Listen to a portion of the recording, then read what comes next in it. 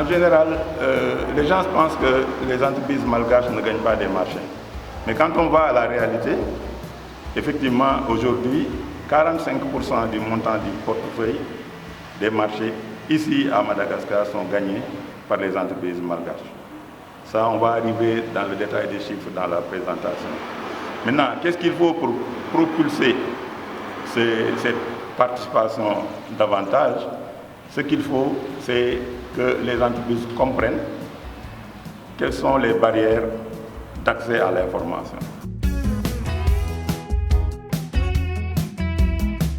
Aujourd'hui, la banque a développé un portail où, en un clic, on peut voir toutes les opportunités, tous les appels d'offres à temps réel. Avec votre téléphone, vous pouvez connaître aujourd'hui dans le pays quels sont les appels d'offres en cours sur lesquels vous pouvez acheter les dossiers d'appel d'offres et le préparer. Donc l'accès à l'information est l'étape première. En dehors de ça également, les avis d'appel d'offres et d'opportunités d'affaires sont publiés dans les journaux de large diffusion. Ça, c'est une obligation. Donc les entreprises doivent aller vers ces journaux, aller vers les portails pour avoir l'information d'accès. Quand on a un appel d'offres, on met les critères. Quand vous avez l'avis, vous voyez qu'on demande un chiffre d'affaires que vous n'avez pas, on demande des critères de qualification que vous n'avez pas. Automatiquement, vous devez vous repositionner à chercher à aller en groupement ou à vous repositionner, l'entreprise doit se repositionner en sous-traitant ou à chercher à développer ses capacités. Donc le problème de capacité demeure un frein à l'accès au marché. Mais la capacité également, on la construit dans le temps.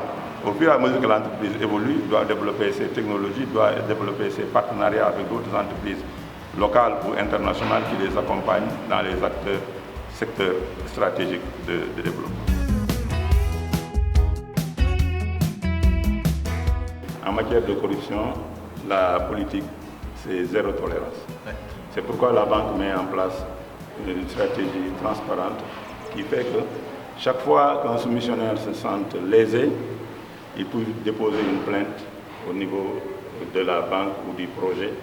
Et la banque prend très au sérieux les plaintes, y compris les réclamations ou dénonciations qui sont liées à la fraude et corruption. Donc, on partagera dans cette séance comment un entrepreneur qui se sent lésé peut déposer une plainte. S'il y a des allégations également de fraude et corruption, comment l'entreprise peut faire les dénonciations, y compris même une approche de dénonciation anonyme, au cas où l'entreprise ne voulait pas que son nom soit affiché dans ces genres de réclamations.